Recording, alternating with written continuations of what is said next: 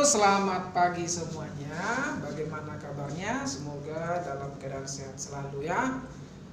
Oke, nah sekarang saya akan memberikan materi untuk pada hari ini. Itu judulnya adalah medan gravitasi. Nah, jadi medan gravitasi ini di buku paketmu adalah halaman 204 yang bagian C ya. Nah, jadi tujuan dari materi kita hari ini ya, di akhir pelajaran ini kamu dapat memahami apa itu medan gravitasi. Ya. Apa kegunaannya bagi kehidupan kita? Ya. Oke, nah jadi medan gravitasi ini erat hubungannya dengan materi kita yang sebelumnya, yaitu gaya gravitasi. Ya. Jadi gaya gravitasi kan dulu itu adalah berupa gaya tarik. Ya, gaya tarik. Nah, jadi pada dasarnya semua benda itu memiliki gaya gravitasi atau gaya tarik. Hanya saja itu dipengaruhi oleh dua hal. Yang pertama adalah massanya, yang kedua adalah jaraknya. Nah, siapa yang memiliki massa paling besar akan dominan untuk menarik benda yang lain. Contohnya bumi, ya, bumi. Mengapa kita tertarik oleh bumi? Karena bumi lebih dominan kalau dibahas tentang massanya. Nah, jadi kan semua benda itu memiliki gaya tarik. Berarti saya dengan kalian pun punya gaya tarik. Tapi saya tidak tertarik kepadamu. Ya, dalam tertarik artinya tidak menempel maksudnya ya.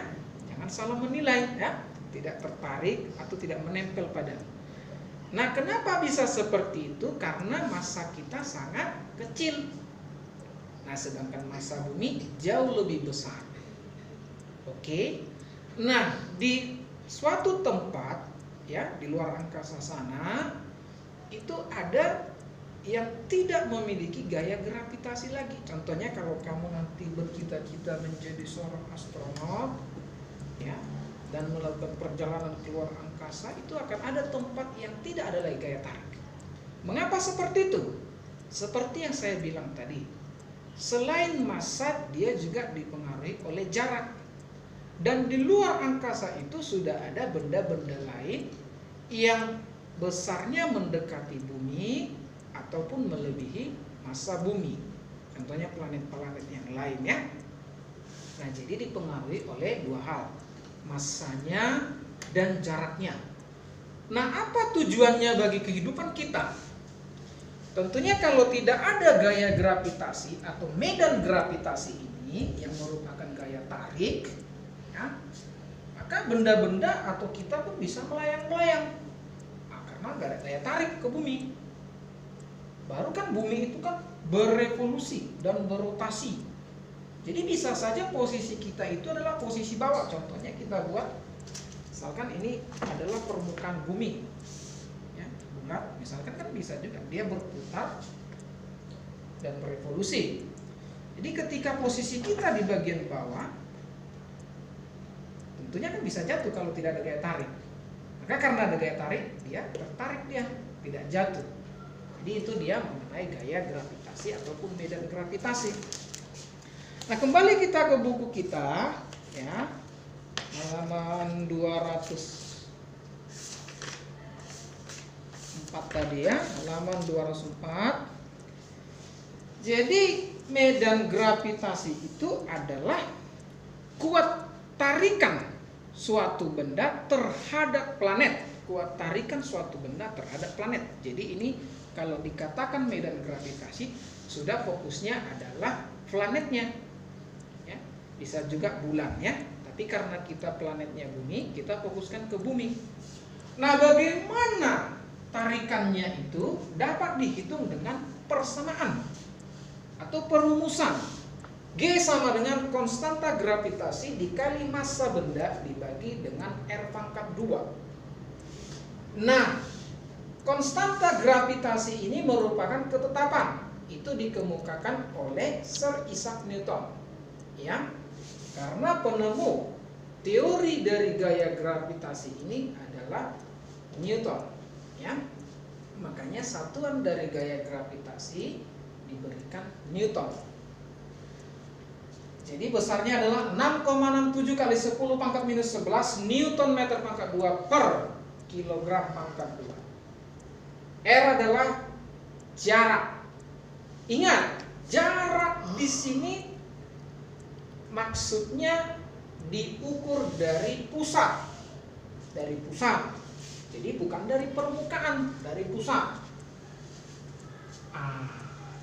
Hanya saja dalam perhitungan soal, pusat benda ini diambil dari permukaan saja. Kenapa seperti itu? Karena dianggap benda itu memiliki jari-jari yang kecil. Contoh kamu, jari-jarimu kan kecil dibandingkan dengan jari-jari bumi. Nah, makanya itu biasanya penghitungannya adalah pusat bumi baru jaraknya. Contohnya seperti ini. Misalkan kita buat seperti ini. Misalkan kita ambil ini adalah bumi, ya kan? Jadi kalau dia nanti bendanya di permukaan bumi, berarti nanti yang dipakai di sini hanya R bumi, jari-jari bumi. Nah, ini jari-jari bumi yang dipakai. Andaikan dia ini melompat pada ketinggian tertentu, maka di sini R-nya itu ya menjadi G sama dengan konstanta kali massa dibagi dengan R tambah H pangkat 2, seperti itu. Jadi tambahkan dulu R-nya dengan H baru kuadratkan. Jika memiliki ketinggian ataupun jarak benda ke planet itu. Seperti itu cara penggunaan rumusnya, ya. Nah, sekarang kita berbicara mengenai berat benda.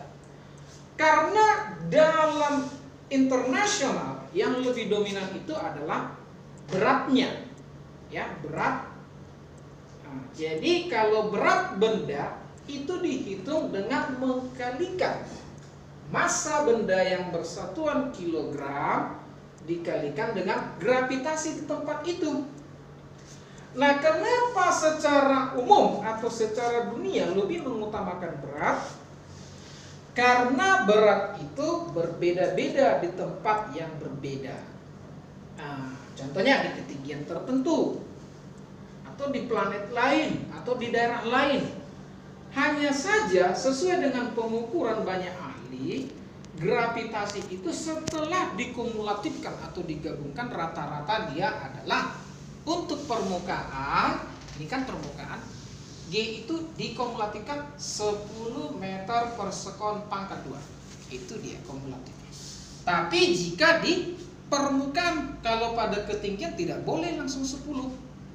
Itu digunakan ketika dia di permukaan bumi. Atau contohnya saya menginjak bumi, maka gravitasi di situ adalah 10. Nah, bagaimana jika ketinggian? Tentu harus dihitung dulu. Bagaimana cara menghitungnya pada ketinggian? Nah, itulah yang perlu dibuat dengan perbandingan. Berarti G ketinggian, G permukaan, baru konstanta massa benda per R, ya kan?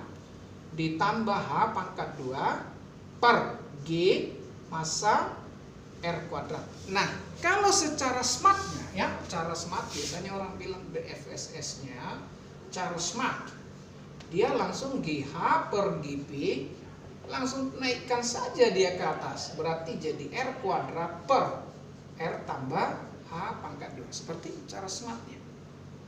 Nah, setelah kamu mengetahui, mendapatkan berapa nilai GH, baru kalikan dia ke sini. Itu mencari berat benda. Oke, bisa dipahami?